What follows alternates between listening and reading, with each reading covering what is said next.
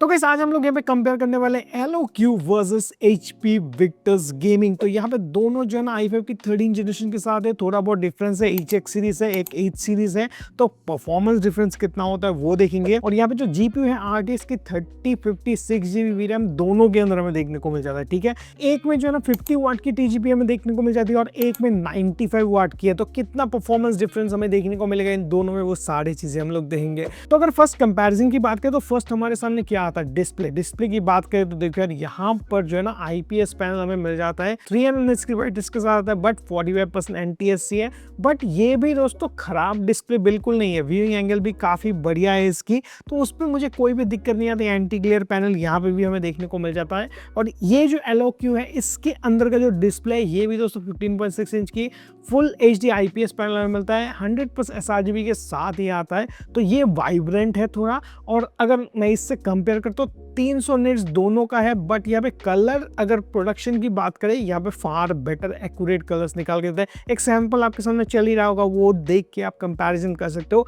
यहाँ पे एक ही क्लिप एवेंजर्स का था, दोनों के अंदर साइड बाय साइड कंपेयर करने पर हमें डायरेक्टली पता चलता है यहाँ पे पंचियर कलर्स हमें देखने को मिलती है जो कि क्लोज टू नेचुरल लगता है। और यहाँ पे जो है थोड़ा वास्ट आउट कलर हमें देखने को मिलता है क्योंकि यहाँ पे 100% sRGB नहीं मिलता है हमें। तो ये चीज़ ध्यान रखना अगर आप इसको डिस्प्ले वाइज कंपेयर करते हो।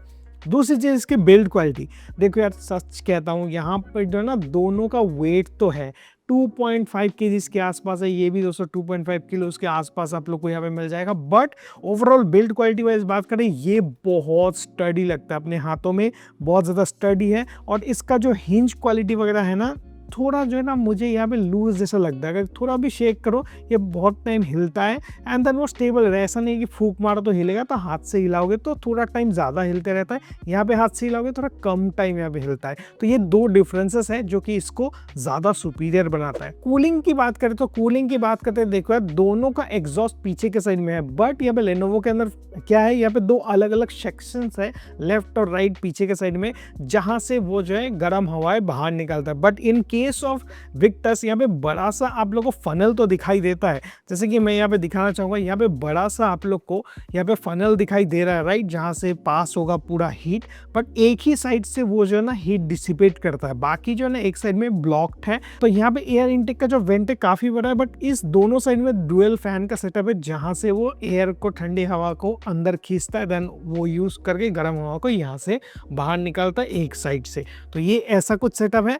बट लेनोवो एलोक्यू की अगर बात करते हैं तो यहाँ पर हमें जो है ना ऊपर के साइड में दो यहाँ पे एग्जॉस्ट देखने को मिल जाते हैं, दोनों साइड में लेफ्ट और राइट में। और पीछे के साइड में एयर इनटेक के लिए जो है ना हनीकॉम डिजाइन जैसा कुछ दिया गया है, तो काफी बढ़िया तरीके से यहाँ पे एयर इनटेक होता है। तो एयर इनटेक के मामले में भी लेनोवो हमें ज्यादा आगे देखने को मिलता है, तो ये चीज है। उसके बाद यहाँ पे पोर्ट्स की बात करें, सारे पोर्ट जो मैक्सिमम पोर्ट्स है वो पीछे के साइड में है, जैसा कि यहाँ पे हमें नहीं मिलता पीछे के साइड में, जो भी है लेफ्ट राइट के अंदर हमें यहाँ पे पोर्ट्स मिलता है ऑन विक्टर्स। तो ये पोर्ट्स के मामले में भी यहाँ पे डिफरेंस है। तो और यहाँ पे एक डिफरेंस मैं बताना चाहूंगा, देखो यहाँ पे कोई भी प्राइवेसी शटर का बटन वगैरह नहीं है ऑन विक्टर्स, बट यहाँ पे एलोक्यू के अंदर आपको जो है प्राइवेसी शटर का बटन देखने को मिल जाता है। और यहाँ पे पीछे के डिज़ाइन की बात करें तो लुक एट द डिज़ाइन, यहाँ पे जो है ना आपको बढ़िया विक्टर्स का लोगो मिलता है, सिंपल मिनिमलिस्ट है। और यहाँ पर भी आप लोग को एलोक्यू की ब्रांडिंग मिलती है, ये भी आपको मिनिमल ही देखने को यहाँ पे मिलता है। हिंज क्वालिटी देखो यार, मैं डायरेक्टली कहूँगा यहाँ पे हिंज क्वालिटी एलोक्यू के अंदर बेटर है। अगर आप साइड बाय साइड खुद कंपेयर करोगे तो आपको पता लगेगा। अभी मैं यूज़ कर रहा हूँ तो यहाँ पे अभी कितना ज़्यादा स्टडी ये लग रहा है, बट ये थोड़ा हमें जो है ना साइड बाय साइड लूज लगता है, तो ये चीज़ है। उसके बाद कीबोर्ड की बात करें, कीबोर्ड लेआउट देखो दोनों का फुल साइज कीबोर्ड लेआउट आता है, नंबर पैड आप लोगों को देखने को मिलता है, RGB का ऑप्शन है यहाँ पे एलोक्यू के अंदर। और यहाँ पर जो है ना RGB अगर चाहिए तो आप ले सकते हो, वो आप लेनोवो की वेबसाइट के अंदर कस्टमाइज कर सकते हो।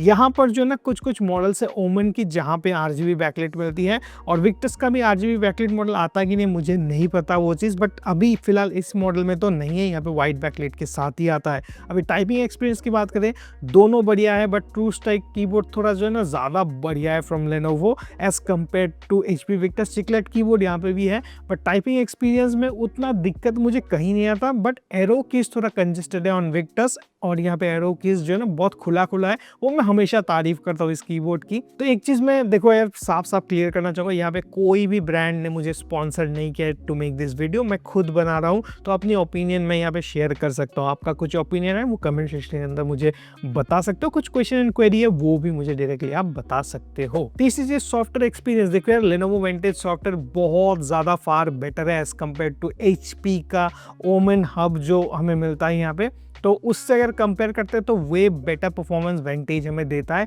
तो उस सॉफ्टवेयर परफॉर्मेंस के लिए भी मैं यहाँ पे और एक स्टार देना चाहूंगा लेनोवो LOQ को। अभी डायरेक्टली स्ट्रेट चलता है परफॉर्मेंस में, यहाँ पे बेंचमार्क कंपैरिजन करेंगे, उसके बाद गेमिंग कंपैरिजन करेंगे, देन फाइनली हम लोग वर्डिक्ट पे आएंगे। तो गाइस फर्स्ट सिनेबेंच R23 की बात करें, यहाँ पे जो मल्टी कोर का स्कोर आप देख सकते हो 16831 हमें मिला। उसके बाद यहाँ पे HP विक्टस के अंदर 10242, तो डिफरेंस आपको काफी यहाँ पे देखने को मिल रहा है।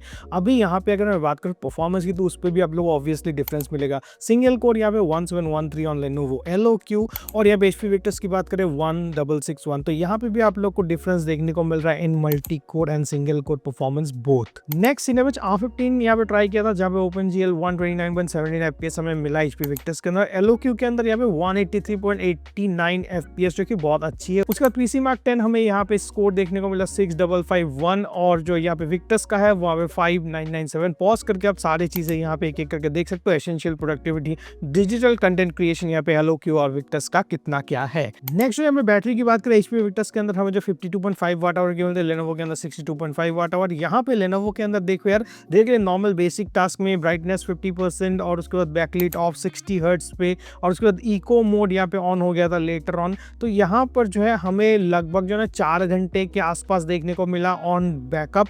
मिक्स्ड यूसेज था उसके अंदर। तो देखो मैं कहता हूँ यहाँ पे दोनों लैपटॉप HP विक्टस कह लीजिए, LOQ कह लीजिए, दोनों के अंदर आप लोग को जो है ना एकदम सिमिलर सा बैटरी लाइफ देखने को मिलता है। लेनोवो LOQ के अंदर अगर आप लोग नॉर्मल जो है ना मोड के अंदर यूज करते हो, तो लगभग आप लोगों को 3 से 3.5 घंटा मैक्स टू मैक्स मिलेगा। Same in case of HP Victus, वहाँ पे भी सिमिलर है, ठीक है। ऑन बेसिक मिक्स यूसेज में वैसा ही परफॉर्मेंस देगा, स्पीकर वगैरह भी 50% 60% पे रहेगा, तो उतना ही बैकअप मिलता है। गेमिंग में सिर्फ 1 घंटे के आसपास ही आप गेमिंग कर पाओगे इफ यू वांट टू, ठीक है। तो यहाँ पे देखो पावर ज्यादा है LOQ के अंदर, इसीलिए बैटरी कंजम्पशन ज्यादा है। बैटरी ज्यादा है फिर भी कंजम्पशन ज्यादा होता है, राइट, तो इसीलिए बैटरी इक्विवेलेंट मिलता है as compare to HP Victus. अभी यहाँ पे क्रिस्टल डिस्क मार्क आप देख सकते हो, दोनों सिमिलर सा परफॉर्मेंस देता है, बट लेनोवो LOQ कहीं कहीं जो है ना राइट स्पीड आप लोगों को बहुत ज्यादा हायर देखने को मिलता है, तो वहां पे फास्टर SSD भी आप लोगों को LOQ के अंदर ही मिलता है। तो अभी गेमिंग की अगर बात करते हो तो देखो GTA 5 के अंदर आप साफ साफ देख पा रहे हो, यहाँ पे डिफरेंस आप लोग को दिखाई दे रहा है। एक में हमें जो ना सेम हाई सेटिंग्स के अंदर 1080p में हमें यहाँ पे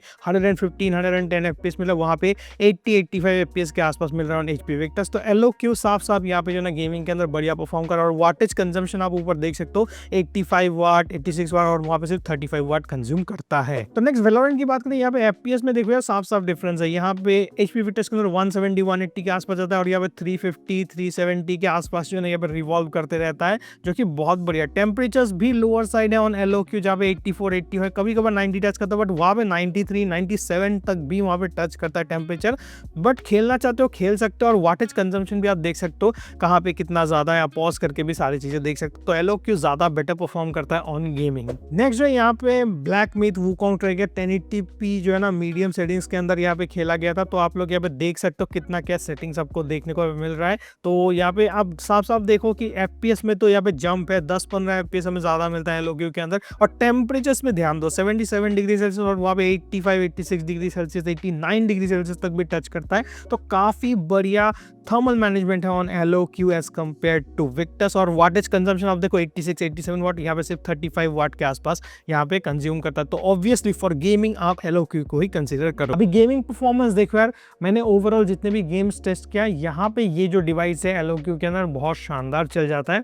ऐसा नहीं है, अभी देखो 95 वाट TGP है, तो आपको बढ़िया परफॉर्मेंस तो मिलने ही वाला है, राइट।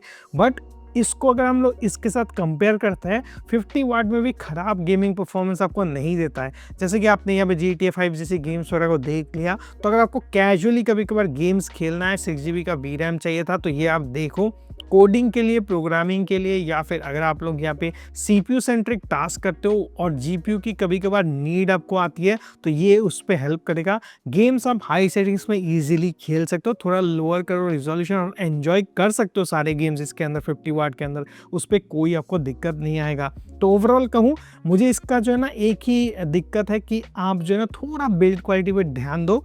बाकी ये जो लैपटॉप है अच्छा परफॉर्मेंस आपको देता है ओवरऑल जिस प्राइस पर में ये मिलता है। तो देखो, अभी एक मेजर चीज़ मैं बताना चाहूँगा, यहाँ पे विक्टर्स के अंदर कोई भी मदरबोर्ड का इशू बिल्कुल नहीं आया है, ना ही पुराना रिकॉर्ड है ना लेटेस्ट कुछ भी रिकॉर्ड है। बट यहाँ पे LOQ के अंदर हमें जो है ना कुछ दिनों पहले जो i5 के 12450HX के साथ जो प्रोसेसर आया था, वहाँ पे इसका जो RTX की 3050 का कॉम्बिनेशन था, 2050 का कॉम्बिनेशन था, तो वहाँ पे कुछ मदरबोर्ड इशू आ रहा था। बट अभी जो है ना 13 जनरेशन का ये प्रोसेसर अलॉन्ग विद दैट जो है आपको यहाँ पे RTX की 4050 और 3050 6GB के साथ जो आया हुआ है, उसके अंदर हमें इश्यूज देखने को नहीं मिल रहा है। फिलहाल तो कोई न्यूज़ नहीं है। अगर आपके पास किसी का नंबर है या फिर आप खुद वीडियो देख रहे हो, आपको प्रॉब्लम फेस करने को मिला, तो ज़रूर मुझे कमेंट सेक्शन के अंदर बता देना। बट जिस प्राइस पर में ये आपको मिल रहा है इस सीरीज़ का, उस प्राइस पर में बढ़िया है। सेल के टाइम में ये 55 से 56,000 के आसपास विद कार्ड ऑफर्स देखने को मिल जाता है,